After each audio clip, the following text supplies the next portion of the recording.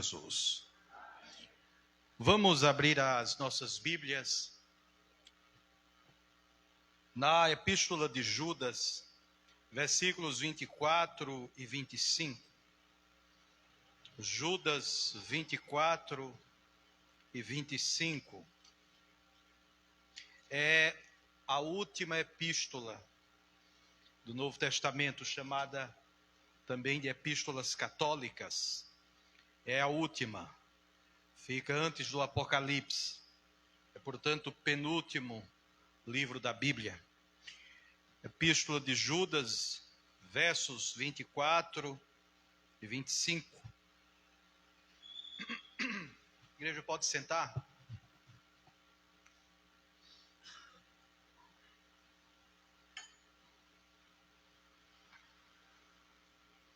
Todos encontraram? Vamos ler esta doxologia de Judas. Ora, aquele que é poderoso para vos guardar de tropeços e para vos apresentar com exultação, imaculados diante da sua glória, ao único Deus, nosso Salvador, mediante Jesus Cristo, Senhor nosso, glória, majestade, império e soberania, antes de todas as eras, e agora, e por todos os séculos. Amém. Palavras do Senhor. Meus amados irmãos, queridas irmãs, este livro tão pequeno, de apenas um capítulo, encerrando a parte de epístolas, de exortações apostólicas do Novo Testamento, é de um conteúdo belíssimo e nos fala de verdades tão profundas sobre as quais todos nós deveríamos meditar todos os dias de nossa vida. Judas, autor desta epístola, desta belíssima epístola, sobre a qual eu não prego com muita frequência aqui na igreja, deveria pregar mais. Pois é, como disse agora há pouco, o seu conteúdo é belo e profundo. Este Judas não deve ser confundido com o Judas Iscariotes, o traidor, pois, segundo os evangelhos, ele suicidou-se logo depois que caiu em si da traição pela qual ele traiu nosso Senhor. Também esse Judas não é um dos apóstolos. Havia dois apóstolos com esse nome, o Judas Iscariotes e outro Judas chamado filho de Tiago. Este Judas aqui se apresenta logo no primeiro versículo como servo de Jesus Cristo e irmão de Tiago. É, portanto, um dos irmãos de Jesus, um dos irmãos que converteu-se a Cristo depois da ressurreição. Nós sabemos que a família, os filhos de José e Maria permaneceram incrédulos com relação ao ministério de Jesus durante todo o seu ministério. Mas em seguida, após a ressurreição, a própria ressurreição de Jesus foi em si um ato trouxe para eles verdade de conversão, verdade para a salvação destes irmãos. E sabemos pelo menos de dois irmãos de Jesus que aparecem nas listas dos evangelhos, quando é mencionado ali os irmãos de Jesus, sabemos de pelo menos dois destes que se converteu após a ressurreição. Um foi Tiago, e tornou-se posteriormente um grande líder da igreja em Jerusalém, e Judas, irmão de Tiago e, portanto, irmão do Senhor. E é bonito ver que nem Tiago, nem Judas, quando escrevem suas cartas, não se apresentam como tal, não se apresentam como irmão ou meio-irmão de Jesus. Eles se apresentam como servos de Jesus Cristo, pois convertidos compreenderam a dinâmica da fé, que os torna mais do que meio-irmãos, irmãos por parte de mãe de Jesus, os torna completamente ou superiormente, graciosamente maior do que meio-irmão de Jesus. Tornaram-se, por meio da conversão, seus servos, que é muito melhor, muito maior, muito superior à própria ligação familiar, à própria ligação biológica como meio-irmãos de Jesus. Vou pedir que você deixe aberto o texto para que possamos examiná-lo nessa noite. Como eu disse, eu queria muito pregar sobre Judas aqui na igreja, já tem um tempo. E hoje o Senhor me dá então esta oportunidade de falar-lhes a respeito desta epístola. Nós vamos pensar apenas nesses últimos versículos, que é a doxologia, que é a finalização, a conclusão em forma de adoração ao Senhor, reconhecendo a soberania do Senhor, que fecha esta curta epístola de Judas. No começo dessa epístola, vocês podem observar, no versículo 5, Judas escreveu sobre faltas e falhas cometidas por pessoas muitos séculos antes. Judas faz como que uma retrospectiva da história de Israel e depois vai mais além para apontar os erros cometidos pelas pessoas ao longo dos tempos. Primeiro, foram os israelitas no Antigo Testamento. A história é sempre relembrada pelos apóstolos, da mesma forma que os profetas do Antigo Testamento traziam a memória da nação de Israel, quando tinham uma palavra de exortação, uma palavra de juízo de Deus para a nação de Israel, sempre traziam a memória do povo de Israel, a forma, a história do êxodo, da saída, da libertação deste povo do Egito. Os profetas sempre mencionavam ao povo, convidando-os a lembrarem de sua história. O melhor, a lembrarem, a fazerem uma retrospectiva da história da nação, aquela história que eles tinham tanto orgulho, daquela história que os orgulhava tanto de se dizerem povo de Abraão, filhos de Abraão. De modo que, se eles tinham orgulho dessa história, era bom que eles lembrassem o estado em que viveram quando eram escravos no Egito, a condição deles de escravos e o modo gracioso como Deus, com seu braço estendido, com sua mão forte, os tirou do Egito.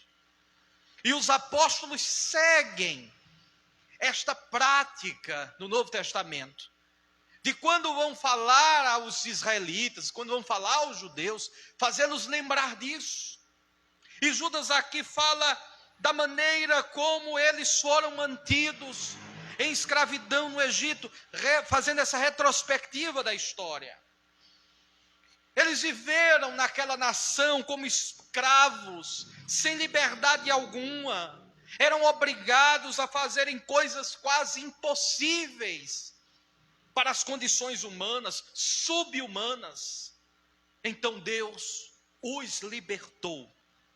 Ele abriu um caminho para eles através do Mar Vermelho e os fez passar em terra seca. Atravessaram a salvo para o outro lado.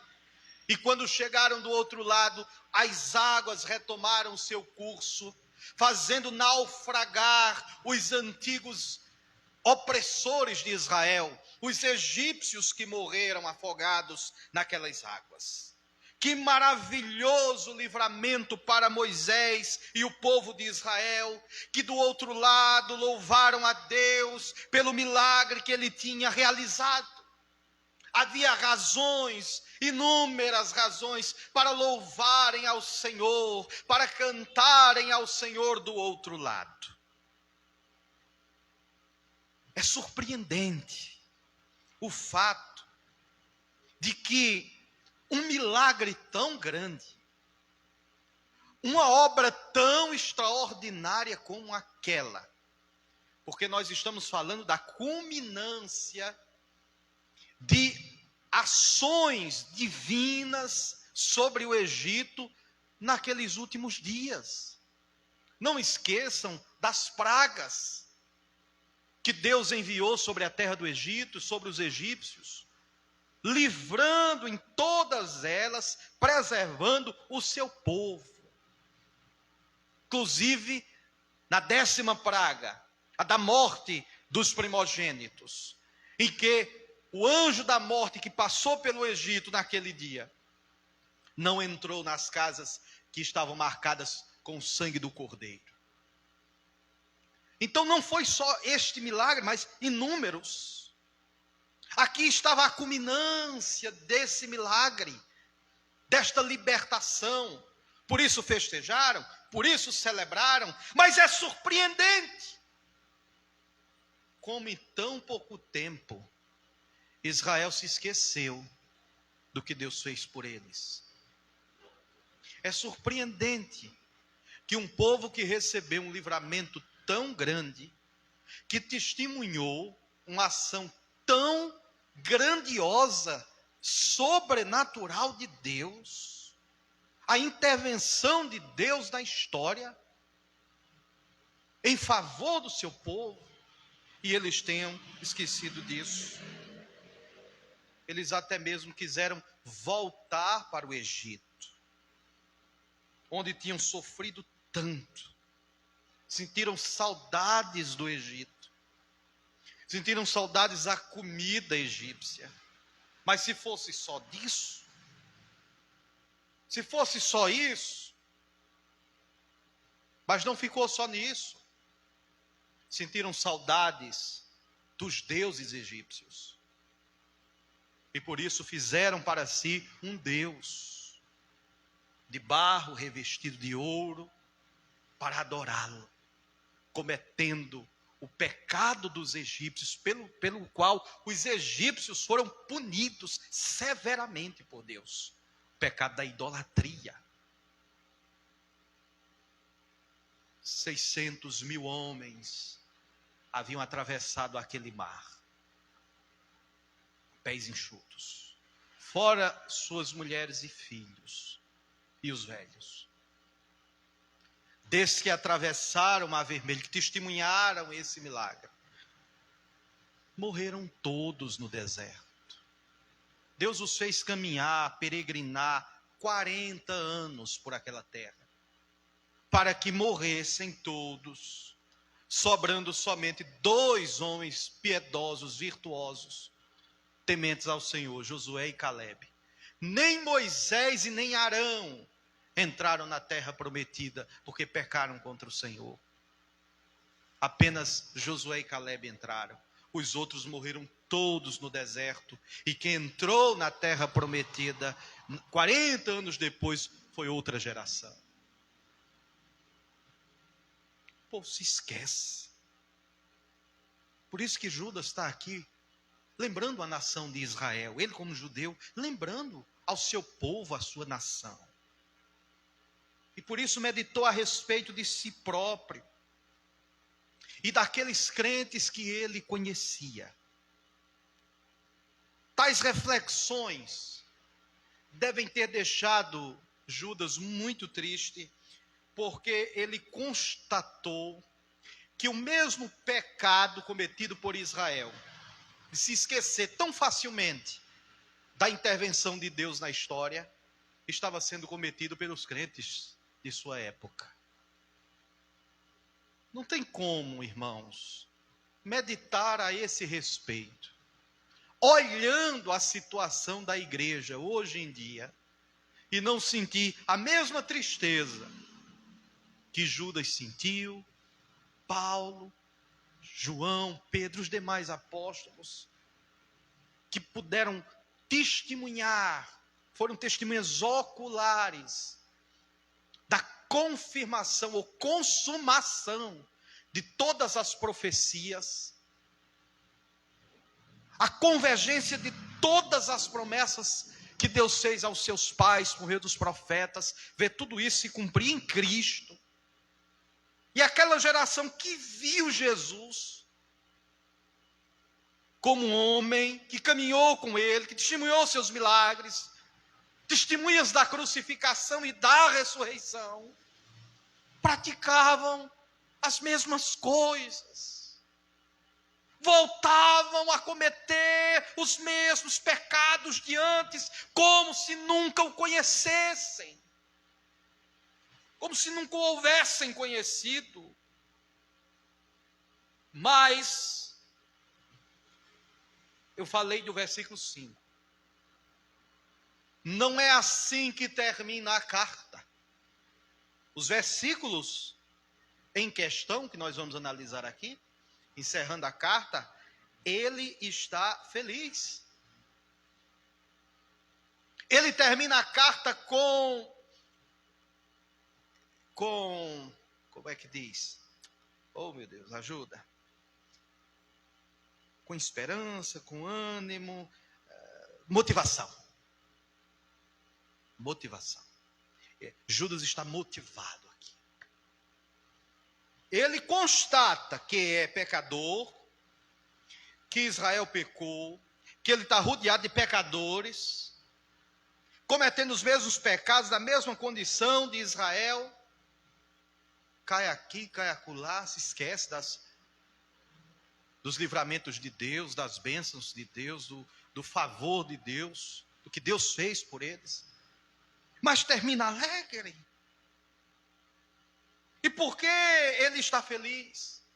E por que ele termina? Ele chega a essa conclusão, mas termina a sua carta com esperança, alegre. Judas está feliz, porque ele sabia que Deus levará aos céus em segurança todos os que ele libertou da escravidão do pecado. Por isso ele está feliz.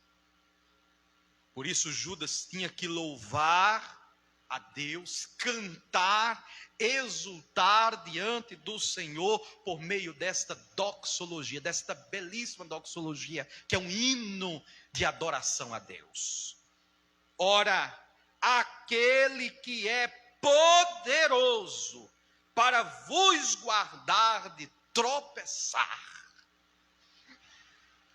Põe os seus olhos no irmão do seu lado, olhe para ele, observe ele ou ela, o modo como caminha, o modo como é negligente na fé, a forma como tem tratado o evangelho, parece que nunca conheceu o evangelho, pela maneira com que anda, pela maneira com que essa pessoa vive. Olhe para o seu irmão e você vai tropeçar. Porque se você não for tentado pelo orgulho, de pensar que é melhor do que ele, e que nunca vai, a ponto de nunca cometer os erros que ele comete, você vai ser levado à mesma tristeza que Judas sente aqui. Se meu irmão está fazendo isso, quanto mais eu. Então põe os olhos no seu próximo e você vai cair. Tire os seus olhos do próximo e olhe para Cristo, como Judas fez aqui. Deixe de se concentrar no homem e concentre-se na obra redentora, que é uma obra poderosa, uma obra perfeita, do começo ao fim, completa, e você vai encher-se de esperança, e você vai ser renovado espiritualmente. É isto que o servo do Senhor está fazendo a partir do versículo 24. No verso 6, no 5 ele fala de Israel, no 6 ele vai falar sobre os anjos. Nós sabemos muito pouco sobre esses seres espirituais, mas o pouco que sabemos a respeito deles, à luz das Escrituras, é que os anjos são mais sublimes, melhores, mais perfeitos do que nós homens. Os anjos, a respeito dos quais Judas fala, inclusive um chamado Lúcifer, portador da luz, são aqueles que caíram no pecado e foram expulsos do céu por Deus. E aí você pensa, como poderiam os anjos terem caído? Terem tropeçado? Eles eram perfeitos. Não foram dotados de nenhum livre-arbítrio. Não tinham tentações, tem tentação no céu? Como podem ter caído, ter tropeçado? Mas nós sabemos que isso de fato aconteceu. Será que o fato de pensarmos sobre os anjos que pecaram não nos faz temer a respeito da nossa própria condição? Se os anjos que são perfeitos pecaram, se os anjos que não viviam com as tentações que nós vivemos hoje, tropeçaram, caíram e foram banidos para sempre da presença de Deus, quanto mais nós. E eu, e vocês, e nós nesta condição em que vivemos. Sim, meus irmãos, nós podemos da mesma forma cair e pecar. Mas aqui nesses versículos está a verdade sobre a qual Judas está feliz. O Senhor Jesus Cristo nos guardará. Não existe uma promessa dessa com relação aos anjos. Mas esta promessa foi feita e está sobre todos os homens, sobre todos aqueles que livremente crerem em Jesus Cristo e se submeterem ao seu senhorio, recebendo o espírito de adoção por meio do novo nascimento, esta obra de regeneração. A estes há uma promessa de segurança eterna. Estamos seguros aqui hoje, permaneceremos seguros amanhã, depois de amanhã, aonde quer que vá, aconteça o que nos acontecer, nós estamos seguros. Porque ainda que caiamos, e de vez em quando nós caímos, ainda que caiamos em pecado, ainda que pequemos contra o Senhor, nesta condição humana em que estamos, Ele nos levantará de novo. Quantas vezes cairmos, tantas mais, o Senhor é poderoso para nos levantar. Ele nunca irá desamparar os que creem nele. Vocês creem nisso, irmãos? Oi? Creem nisso? Amém. Você crê nisso também? Glória a Deus. Glória a Deus. Nós sabemos que por causa do pecado de Adão, todos os seus descendentes tornaram-se pecadores. Herdamos a natureza pecaminosa de Adão. Assim, como podemos nós, pecadores, filhos de Adão, como podemos esperar obediência perfeita a Deus? Posto que Adão fracassou, Adão pecou. Como conosco poderia ser diferente? E a única resposta para isso é que o Senhor Jesus Cristo prometeu que quando começar a operar em nossas vidas, Ele continuará até que tenha terminado a obra que começou.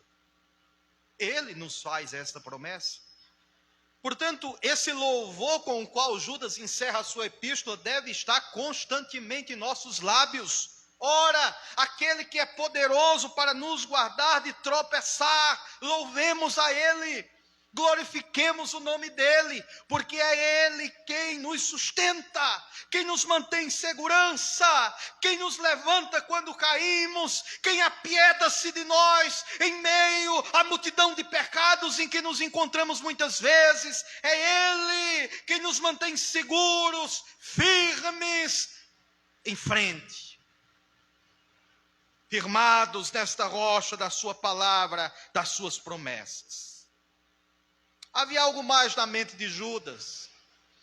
Ele estava pensando a respeito do lugar onde pecadores e anjos foram lançados quando não foram guardados por Deus.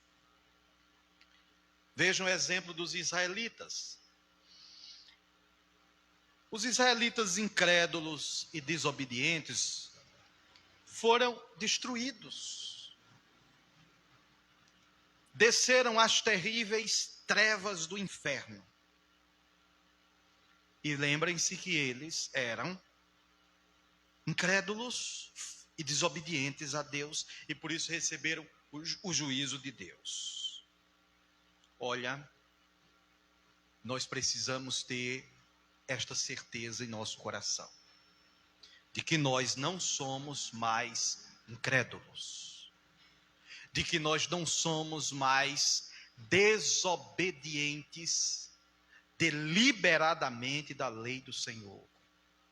Certifique-se de que você, com todas as dificuldades, apesar de todos os seus pecados, apesar de suas fraquezas, certifique-se de que você é um filho, uma filha do Deus vivo.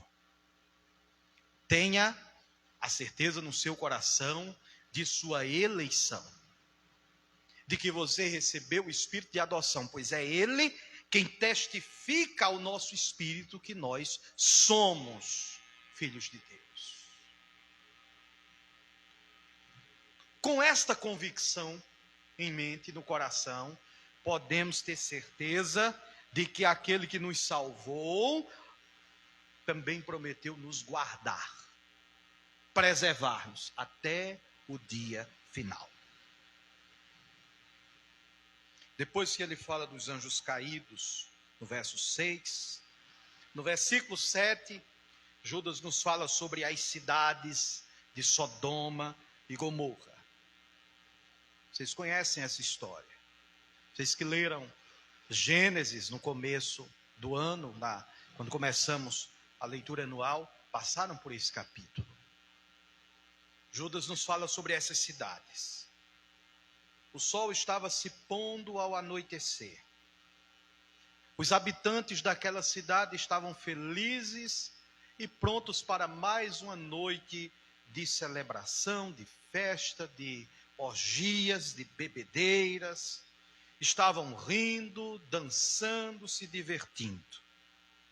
A terra era fértil e o povo tinha tudo o que queria. Mas aquelas pessoas eram perversas. Aquelas pessoas pecaram contra o Senhor deliberadamente. Viraram as costas para Deus, mesmo quando Deus enviou os seus anjos, os seus servos, para lhes exortar o arrependimento. As pessoas rejeitaram o Senhor, totalmente, completamente, para continuarem vivendo sua vida de iniquidade. O que aconteceu com as cidades, vocês já sabem. Deus destruiu.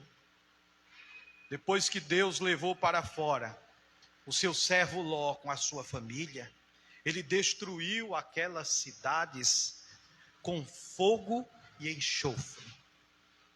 Abraão podia ver a fumaça das cidades em chamas, ainda que habitasse muito longe.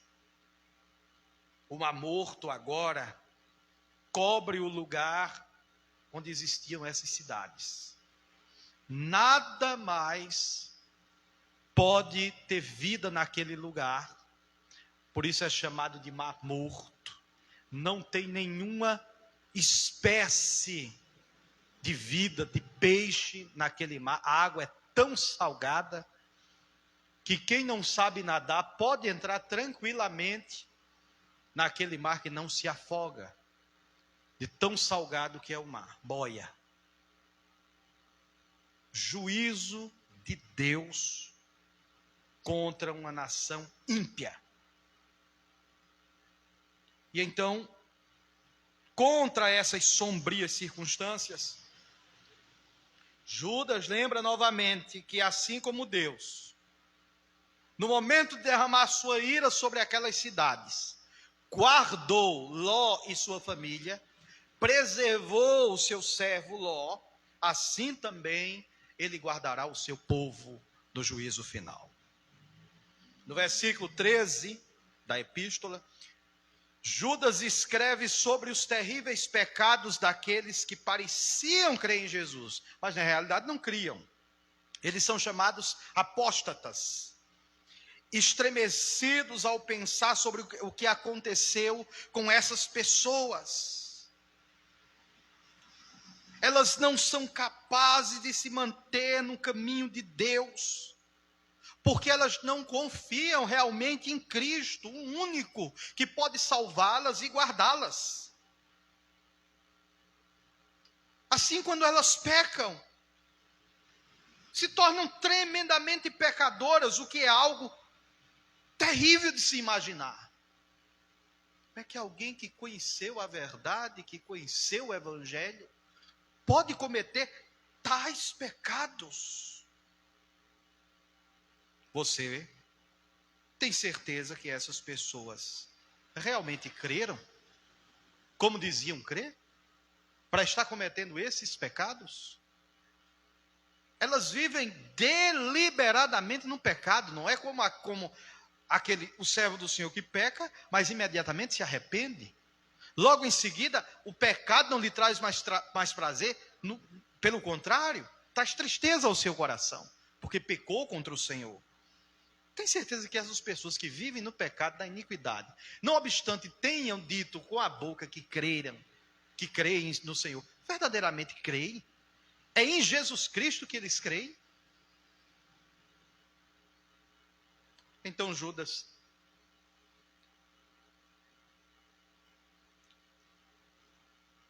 nos convida a refletir e pensar sobre em quem está a nossa segurança.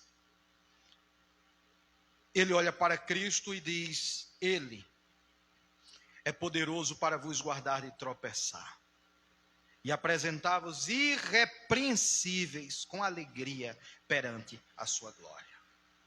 A partir daqui, nós podemos pensar nas bênçãos que Judas fala que emanam desta segurança que nós temos no Senhor. Ele diz que o Senhor Jesus Cristo tem poder para fazer 3 coisas. Anote aí as 3 que nós vamos falar agora. Primeira bênção. Antes de tudo, Ele tem poder para guardá-los de tropeços, enquanto nós andamos pelo perigoso caminho que vai da terra para o céu.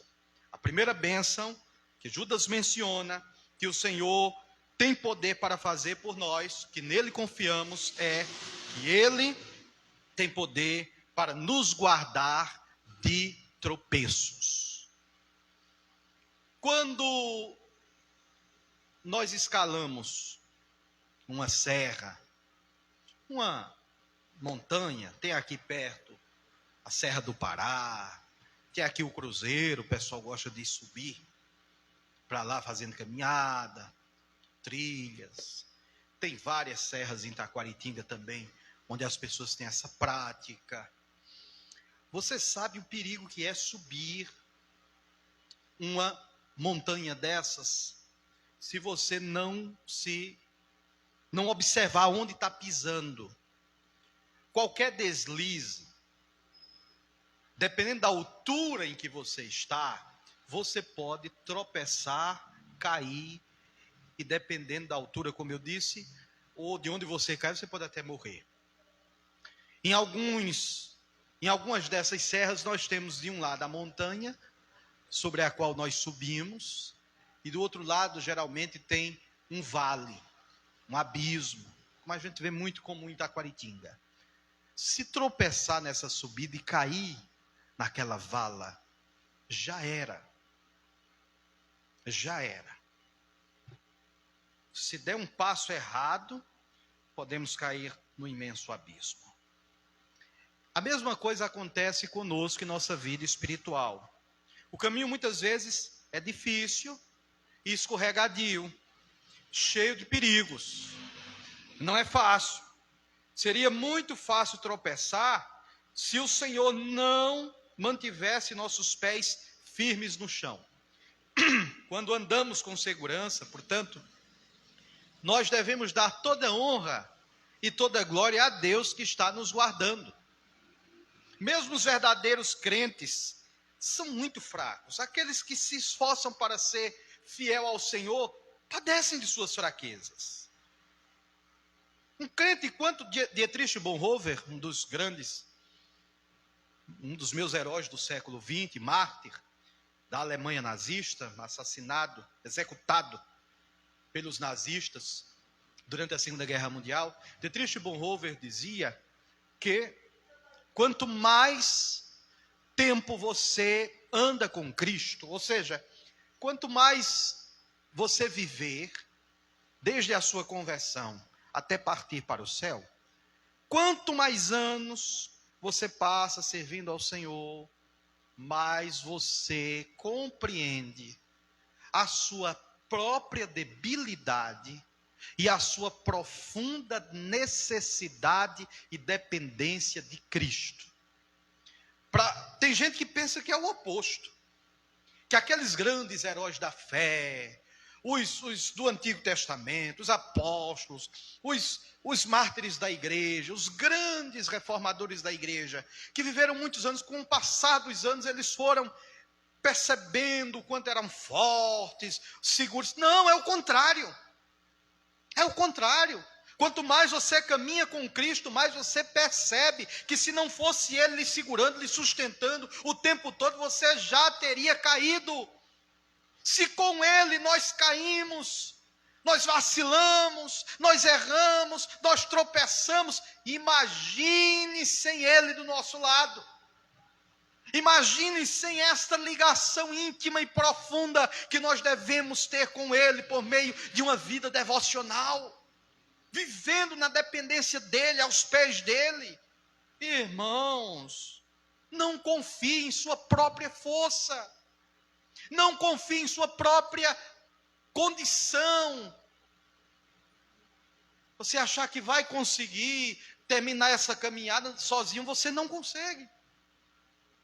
Você acha que com sua experiência de vida, você pode ter experiência em qualquer outra área da vida. Você acha que com seu conhecimento bíblico, teológico, com a sua erudição, você está mais seguro do que aquele irmãozinho que nunca estudou teologia, que nunca pisou num seminário? Isso é loucura pensar dessa forma. A nossa segurança está em Cristo. Quem nos sustenta é Ele. Por isso Judas diz que Ele é poderoso. Somente o Senhor Jesus pode nos proteger dos inimigos que estão sempre à espreita para nos destruir. Por isso devemos louvar aquele que é poderoso para nos guardar de tropeçar. Por isso esse louvor tem que estar em nossos lábios constantemente. Ainda que sejamos tão fracos, Ele nos levará ao céu. Esse mundo em que vivemos não é o nosso lar. Quantas vezes não queremos deixá-lo? Quantas vezes eu não penso em deixar esse mundo, porque a vida aqui é muito difícil. Gostaríamos de ir para o nosso lar celestial. O Senhor Jesus, creia nisso. O Senhor Jesus tem poder para nos levar para lá. Ele lutará contra os nossos inimigos por nós. Quantas batalhas Israel venceu sem precisar levantar uma espada contra seus inimigos? O Senhor lhes deu a vitória, nos dará também, se confiarmos nele. Jesus nos guardará de cair em pecado e levará todos aqueles pelos quais ele morreu na cruz para a terra celestial. Ninguém será deixado para trás. Só no filme, aqueles filmes heréticos, dispensacionalistas, loucos, deixados para trás. Ninguém será deixado para trás. Estamos seguros e felizes com ele, agora e para sempre. Segunda bênção. Notem, segundo lugar, que quando formos apresentados a Deus, quer por ocasião de nossa morte física, quer por ocasião da volta gloriosa de Jesus, quando formos apresentados a Deus, nós seremos apresentados a Ele. Que palavra que não se parece nada conosco, mas é tão verdadeira quanto tudo que ouvimos até agora. Imaculados. Essa palavra não tem nada a ver comigo, parece mais comigo, eu me identifico mais com a palavra pecador. Quando eu penso em minhas próprias debilidades, eu não sou nada imaculado. Mas eu serei apresentado a Deus Pai imaculado. Vocês sabem, né, o que é imaculado? O que é imaculado? Oi? Oi?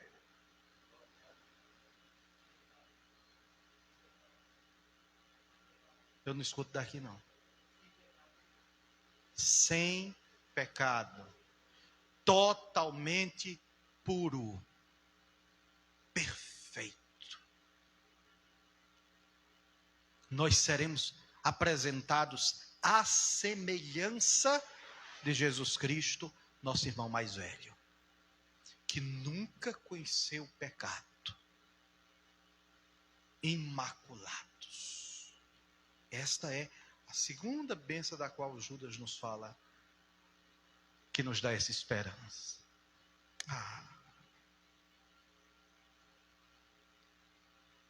Como isso é possível? Como é possível? Eu olho para mim e digo, não tem como. Eu olho para vocês e digo, essas criaturas, meu Deus, como podemos nós que somos pecadores estar sem falta nenhuma? Mas nós sabemos que a única resposta é que nosso Senhor e Salvador é poderoso o suficiente para terminar esta obra com perfeição. É aquilo que eu disse agora há pouco. Aos olhos humanos, isso é impossível. Mas nós não somos aperfeiçoados por homens. Não são os homens que são enviados de Deus para fazer essa obra em nosso coração. É Cristo. E somente Cristo que é poderoso para fazer esta obra, e portanto ela é perfeita. Por mais pecadores que sejamos, se Cristo em sua misericórdia e graça opera em seus corações de forma que nós acreditemos nele, então tenha certeza, ele nos lavará com seu sangue. Isso significa que Cristo oferece sua morte por nós, o seu sangue derramado na cruz, como pagamento pelos nossos pecados.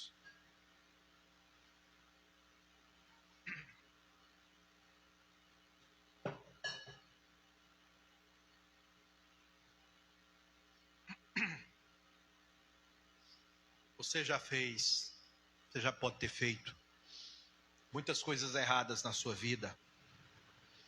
Você já deve ter cometido muitos pecados. Você pode já ter sido um alcoólatra, um ladrão, um adúltero, fanfarrão, corrupto. As senhoras podem ter cometido os piores pecados que um ser humano possa cometer contra Deus e contra o seu próximo.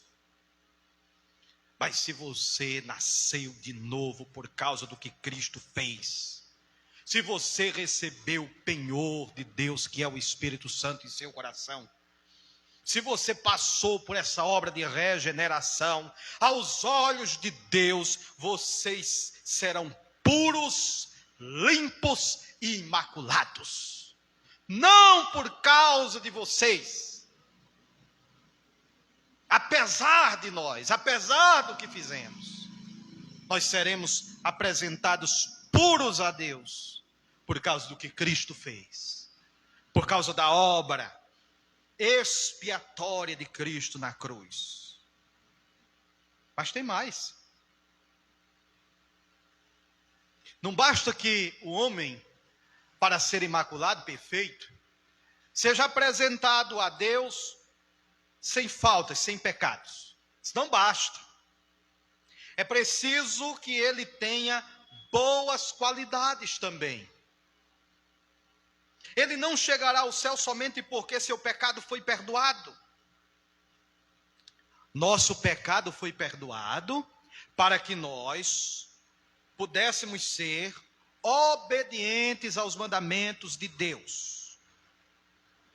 Para que nós pudéssemos cumprir com estes mandamentos. Para isso que fomos chamados, vocacionados, eleitos, salvos.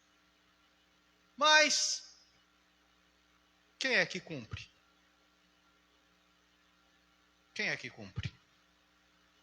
Fazendo a mesma pergunta que o reverendo Nicodemos fez quando pregou aqui. E uma irmã que não entendeu a pergunta levantou a mão. Quem é que cumpre perfeitamente os mandamentos e a lei de Deus? Ninguém. Nenhum de nós. Ninguém que viveu antes de nós, ninguém que vive hoje, ninguém que ainda viverá depois de nós, conseguirá cumprir com perfeição a lei de Deus, para a qual nós somos chamados para cumprir. Aqui está o lugar das obras no plano de salvação. Não se separa, a Bíblia não separa fé e obras, elas caminham juntas. Você só tem que ter cuidado para não inverter o papel de cada uma. As obras não salvam nem produzem fé. As obras são fruto da fé. Mas para isso mesmo é que fomos chamados. Para a prática destas boas obras. Que se baseia na obediência às leis de Deus. Quem consegue? Não temos poder para guardar a lei de Deus perfeitamente. Então, como podemos chegar no céu, além de perfeitos, imaculados, tendo esta obediência às boas obras, como marca da nossa salvação, como evidência da nossa salvação? Como? Apenas Cristo, nosso Senhor Jesus Cristo, viveu esta vida perfeita em nosso favor, foi obediente em nosso lugar até a morte, guardou a lei de Deus, e Deus, em sua grande misericórdia, considera a obediência de Cristo com relação à sua santa lei, como se fosse a nossa própria obediência. Assim como em Adão, todos pecamos por causa da desobediência de Adão, em Cristo todos nós fomos justificados, porque ele foi obediente até o fim. A obediência de Cristo, a lei de Deus foi perfeita e Ele atribui a nós esta obediência. Então, duas coisas acontecem. Cristo morreu pelos nossos pecados para que pudéssemos ser perdoados. Cristo viveu uma vida perfeita e agora Deus nos olha como se estivéssemos levando a mesma vida que Cristo levou. E por causa disso, Deus nos aceita. O Pai nos recebe como filhos. Glórias a Deus. Você já achou até agora? Deixa eu tomar mais um gole d'água para eu perguntar isso a vocês.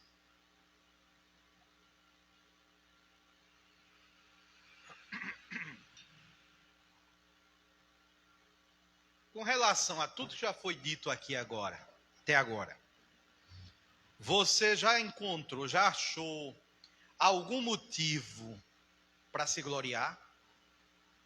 Para você se gloriar? Achou? E nem vai achar. Porque toda honra e toda glória deve ser atribuídas ao nosso Senhor Jesus Cristo.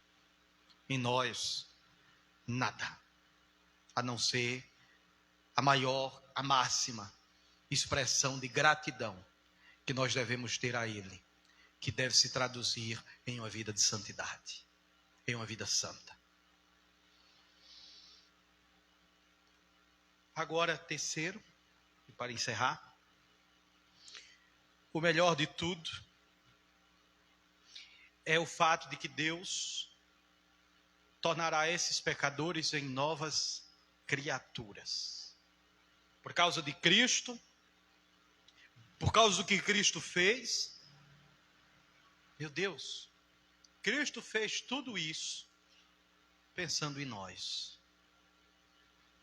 Cristo fez tudo isso ao nosso favor.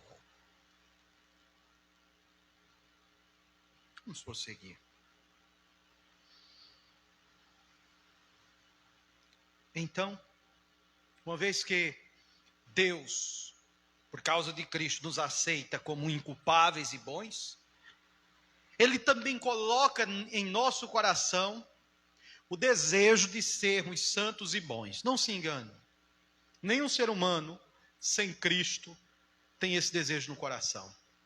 Quando faz alguma coisa boa, alguma coisa louvável, aquilo é a graça comum de Deus operando na vida dele. O homem por si só, na condição de pecador em que está, não tem esses desejos no coração. Tudo que faz com uma raiz de pecado ali. Há uma raiz de orgulho. Nas melhores obras que o homem faz na terra pelo seu semelhante. O mais piedoso dos homens. Há uma raiz de orgulho ali no coração do homem, por trás dessas boas obras. Mas Ele por meio de Jesus Cristo, Ele coloca em nosso coração esse desejo de sermos santos e bons. Enquanto vivemos na terra, embora não seja nosso desejo mais pecar, ainda assim, a maldade está em nosso coração. A maldade permanece ali, tentando fazer com que cometamos pecados que, na verdade, muitas vezes nem queremos. Vivemos naquele dilema do qual o apóstolo Paulo escreveu como confissão: miserável homem que sou, quem me livrará do corpo desta morte? O bem que quero fazer não faço, mas o mal que não quero, esse eu vou e faço. E assim Paulo, ao constatar isso, diz que não tem em quem se gloriar senão em Jesus Cristo, nosso Senhor. Porque é Ele quem nos sustenta, é Ele quem nos guarda. Em Romanos, no capítulo 7, o apóstolo Paulo nos diz que enquanto quis fazer o bem, o mal estava presente nele, e ele fez o que detestava. Fez o que ele repudiava. Porque o mal ainda permanece adormecido em nosso coração, não mais nos controlando, não mais nos dominando, mas ainda está ali, adormecido. Um dia todo mal em vocês terá desaparecido para sempre. E sabe quando isso acontecerá? Quando estes corpos pecaminosos morrerem e estivermos com nosso Senhor no céu. Quando nós o virmos, nós seremos como Ele. E será um dia de grande alegria para todos nós. Portanto, devemos dizer novamente como Judas: ora, aquele que é poderoso para nos guardar de tropeçar, glória, majestade, império e soberania, antes de todas as eras e agora e por todos os séculos. Quando nós chegarmos no céu, meus irmãos, nós entenderemos muito mais do que agora. As nossas dúvidas desaparecerão. Os nossos medos não mais existirão. Não teremos nenhum motivo para temer. Olharemos para trás e veremos todas as vezes nas quais fomos marcados pelo poder do Espírito Santo de Deus e fomos poupados de cair. Louvaremos ao Senhor que nos guardou, que nos sustentou, que esteve sempre do nosso lado. Mas mesmo agora nessa vida devemos lembrar que Ele nos sustenta firmes e continuará nos guardando. Ele não nos abandonará.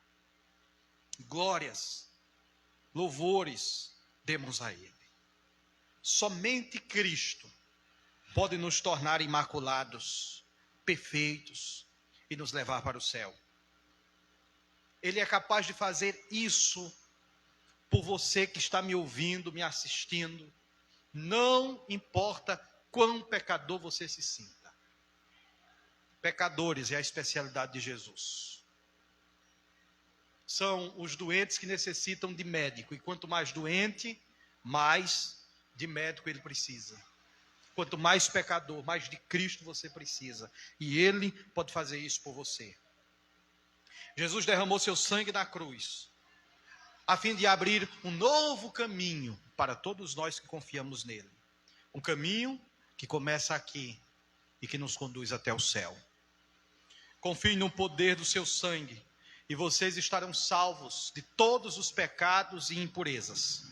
Levanta os seus olhos para Cristo com uma fé simples, mas que possam chegar ao céu e cantar com todos os remidos do Senhor. Ora, aquele que é poderoso para vos guardar de tropeçar e apresentar-vos irrepreensíveis com alegria perante a sua glória, ao único Deus, Salvador nosso, por Jesus Cristo nosso Senhor, seja glória e majestade, domínio e poder, antes de todos os séculos, agora e para todos sempre. Amém.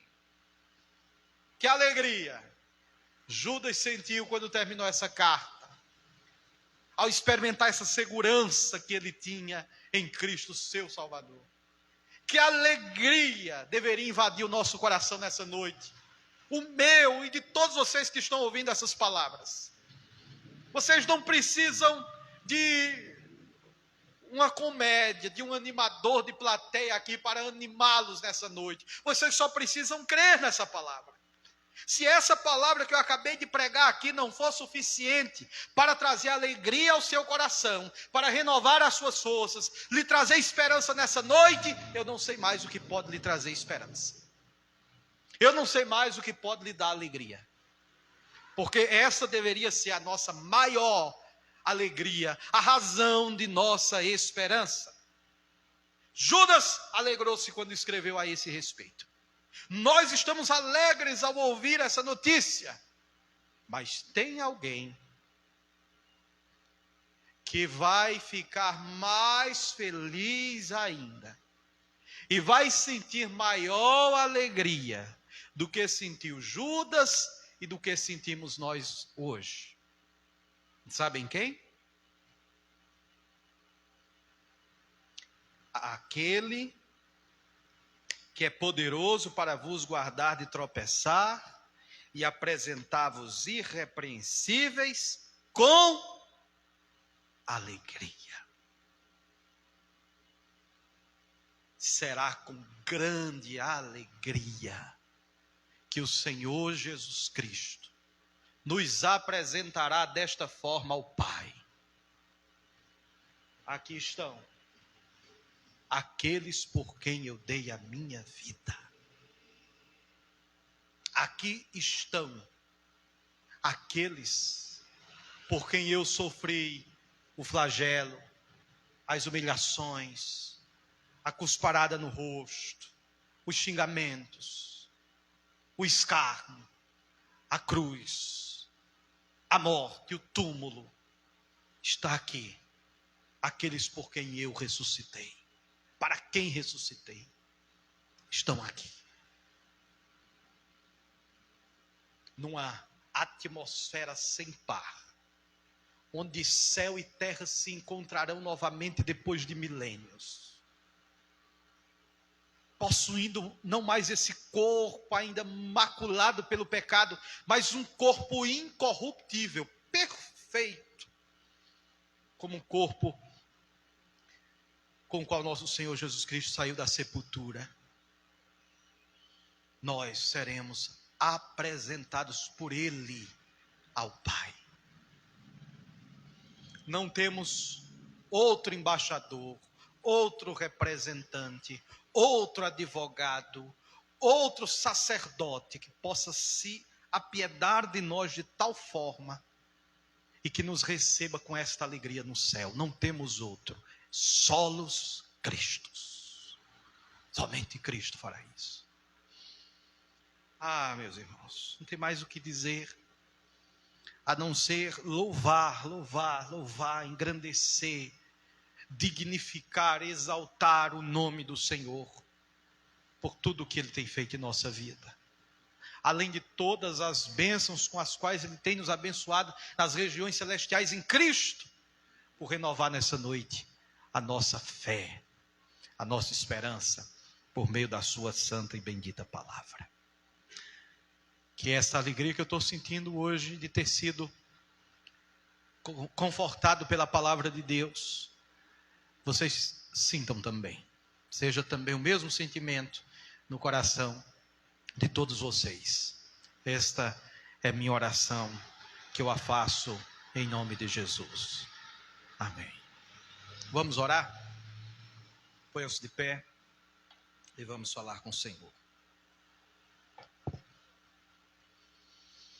Pai amado, Deus bendito e santo, glórias, louvores, adoração, exultação sejam tributados ao teu nome. Pai santo, Deus bendito, todo-poderoso. Que alegria, Senhor, sentimos nesse momento em que recebemos em nosso coração a tua palavra como renovo espiritual, como bálsamo sobre as nossas feridas, como confirmação e verdade contra as nossas dúvidas, como esperança e segurança contra os nossos medos. Te louvamos e te agradecemos ao mesmo tempo em que te pedimos perdão pelas vezes em que, por causa dos nossos pecados, nos esquecemos daquilo que o Senhor fez por nós, desta obra que o Senhor começou em nossa vida e que a está aperfeiçoando. Graças te damos e te louvamos, Senhor, por tão grande salvação. E por tua palavra ser fiel e verdadeira. E nesta noite ser um bálsamo sobre a nossa vida. Confirma o teu chamado na vida daqueles que ouviram esta mensagem, mas que ainda não foram regenerados pelo teu Espírito Santo. Confirma o teu chamado sobre a vida deles, para que creiam e sejam salvos. A nós que cremos, consola-nos saber que aquele que começou esta obra em nossa vida, há de aperfeiçoá-la até o último dia. Faça isto, continue nos tratando, continua, Senhor, nos aperfeiçoando, e nos lembrando de que a nossa segurança não está em nós mesmos, não está em nossas práticas, nem na nossa religiosidade. A nossa segurança está em Cristo Jesus, portanto nele podemos descansar, porque nele nós confiamos. Abençoa a tua igreja, abençoa o teu povo, guarda-nos, protege-nos, livra-nos de todo o mal. Nós te oramos assim, ó Pai, desde já te agradecemos e te louvamos por tudo, por Cristo nosso Senhor. Amém. Vamos fazer o nosso ofertório nesse momento. Você que está aqui no templo pode fazê-lo pessoalmente. Você que nos acompanha pode estar fazendo uma doação, uma oferta através do Pix da igreja, que encontra-se nesta página da igreja, para que esta obra continue, não pare aqui nesta cidade de Santa Cruz do Capibaribe. Vamos fazer o nosso ofertório com alegria.